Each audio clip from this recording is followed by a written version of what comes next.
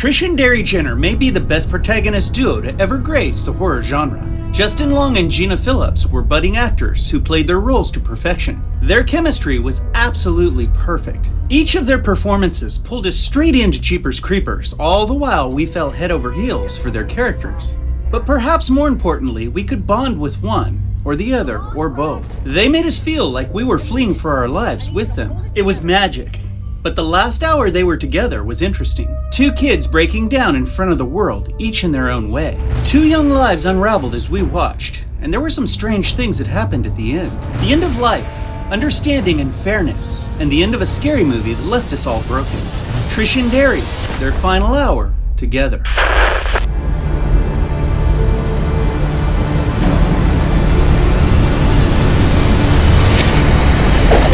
It was close to 11:30 p.m. on a warm Friday night, and the Jenners had just arrived at the Poho County Sheriff's Station. They were tired, hungry, and desperate. The building provided emotional shelter from an overwhelming day. They needed to be safe and report a lot of things. At the front desk, Sergeant Tubbs greeted them with patience and kindness. He allowed them to make a call before they made a report.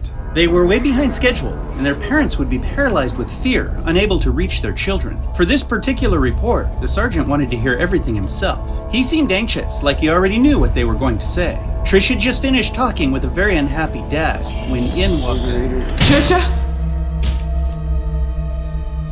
Trisha and Darry, right? Jazelle was very eager to meet the two kids from her dreams. She had information, and she had come a very long way to talk to them. She needed to convince them of the unstoppable threat. It was the only way to change things, but the Jenners didn't want to hear Jazelle's warnings. They had experienced more than enough trauma for one day. They couldn't allow themselves to believe that they were still fighting for their lives. In their minds, the ordeal was over. They were now under the protection of law enforcement. Lots of officers and weapons had brought their nightmare to an end. And even if danger was still present, they needed to let go of that psychologically so they could rest mentally. It was easier to believe they were safe. This made them reluctant to listen to Jazelle and what she had to say. Down in that cellar, I saw him too. Dreamed it. Jazelle proceeded to tell two very unwilling listeners all the rules pertaining to the monster that was chasing them. She told them it wouldn't stop coming after them or anyone else it wanted to, because after it had the scent of something it liked, it couldn't stop. This was the first instance of Jazelle's failure to redirect Darry's path. But why? Darry was broken. He was scared beyond his ability to control it. But despite his state of mind, Jazelle had his attention. He was understandably skeptical, but he was asking questions and taking in what she offered. There was only one thing that kept Darry from following Jazelle: his sister. Trish Jenner was also breaking down, only in a different way.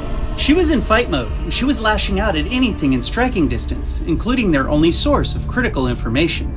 What would have happened if Trish wasn't with Darry? Would Jazelle have been able to convince him to leave the building? Could she have convinced him before the creeper arrived and cut power and phones, causing a lockdown? Would Sergeant Tubbs have allowed Darry to go? And what would have happened if he did try to leave while the creature was near, planning its assault? We'll never know, because his sister was there. She kept him on the defensive, and unknowingly kept him locked on the fate that Jazelle had saw for him in her dreams. Christ, Darry, why are we standing here with her? Hello. We got lights and phones out up here. Once the lockdown went into effect, they were trapped inside of the building, where Darry would be found and taken. Could destiny still be changed? Questionable. Jazelle didn't know if telling them would do any good. In an attempt to protect the Jenners, the sergeant ordered Jazelle out of the building and Trish and Darry into a holding room. This inadvertently pushed them toward the finale of Jazelle's dream and the end of Darry's life. One victim of an excruciating fate, and another to mourn an excruciating loss. Jazelle fought for Darry. She sang the song and told them that the creature would find them in a room in the building. Then, something very interesting happened that changed everything. The sheriffs were attacked by the creeper, causing them to relinquish authority over Trish, Darry, and Jazelle. Time was running out, but they now had the freedom they needed to attempt an escape. We got a situation down here, Sarge. It's heading towards you. Up the rear stairs, you copy? Coming up the rear stairwell. Stay here. Come on, I said! We gotta get you out of here! Trish and Darry reluctantly followed. They were becoming convinced they had to get out of the building, but there was seemingly no way out. Or was there? The front doors were still locked, but but there had to be another exit, and there had to be a way to override the automatic locking system. How do we know? Because the deputies were instructed to take Jazelle back outside to her RV, and that happened after the lockdown occurred. There was a way out if only they could have found it. Unfortunately, they chose the wrong path.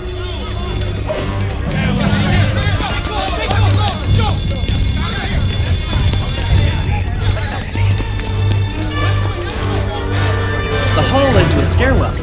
The stairs led to a second-story interrogation room where Trish and Darry found themselves all alone. Jazelle hadn't followed them, and the officers were nowhere to be found. Everything was quiet, almost peaceful, a momentary silence before the inevitable. As the clock ticked, Darry frantically looked for a way out. But there was something strange about this moment. Why did Darry fight with his sister? And why did the creeper find them so quickly? What was Trish doing? And where were the sheriffs? So many questions leading up to the final act. These questions plagued Darry's head. He was falling apart, and it caused him to panic. Trish was also falling apart, only with very different symptoms.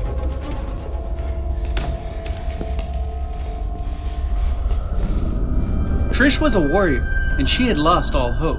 She'd waged battle all day, and every effort she contributed to this nightmare was for nothing. They were in much greater danger now than ever before. What was the point? But Darry didn't understand. He was desperate for a way out, and Trish had officially checked out. She was useless, and this made him angry. He let his frustrations out on her. He wanted help. He wanted her to solve the problem, like she always did, and she was out of answers. She believed the creeper wanted her, and maybe the best way to protect her brother was to stop fighting. She didn't want to run anymore, and that didn't put Darry at ease. But there was something very strange about this scene. Did you notice anything unusual? They were arguing and we couldn't hear them. Why? The first half of this equation is easy. They were in a soundproof interrogation room. Darry was trying to pull start his sister back into the fray, and she was unwilling. As he lashed out, viewers were completely separated from his protest. This was done on purpose to create tension. Moviegoers knew about the pending danger, ready to pounce on two unsuspecting targets. Trish and Darry were separated from the rest of the world. They were all alone. But wait a minute. Why were they still silently fighting when we joined them on the other side of the glass? This was very likely a movie mistake. There's no evidence, but there's a theory. We believe this is B-roll footage that was shot of the entire argument from a different angle. The argument was supposed to take place on the other side of soundproof glass, so a decision was made to have them argue without making a sound. It was later decided to add a different angle of the encounter to give viewers on the same side of the glass for the creeper's attack. But unfortunately, no audio had been recorded, and they failed to pick up audio to add in post. But if you have another theory why they made no sound while they argued, leave it in the...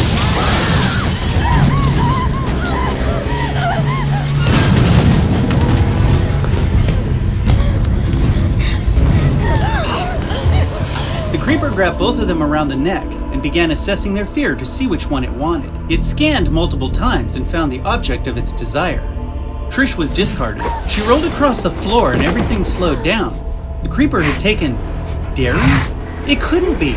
Jazelle looked right at her and identified her as the creeper's target. She struggled to get up and continue the fight, just as sheriffs crashed into the room. Glass shattered and Trish faced the creeper. In the last few moments, she would be together with her brother.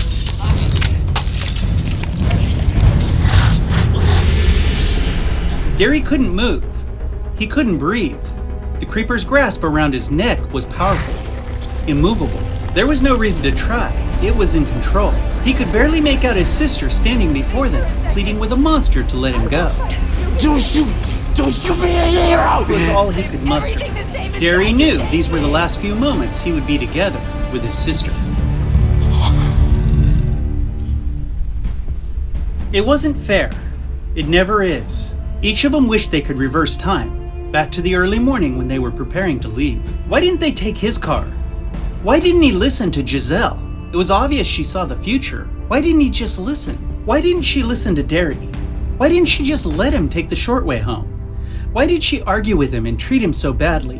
Why couldn't she save him? Trish knew the timer was up. She screamed out her last desperate plea. And then, the last few grains fell. Life wasn't fair. It was never meant to be. And, before we pull the curtain, there's time for one last question.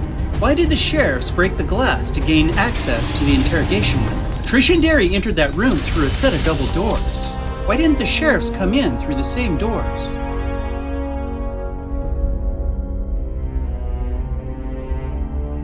What do you think? Share your thoughts in the comments. If you enjoy this channel, please sub up. If you're brand new here today, we hope we won you over. Thanks for exploring with us. Until next time, we'll see you.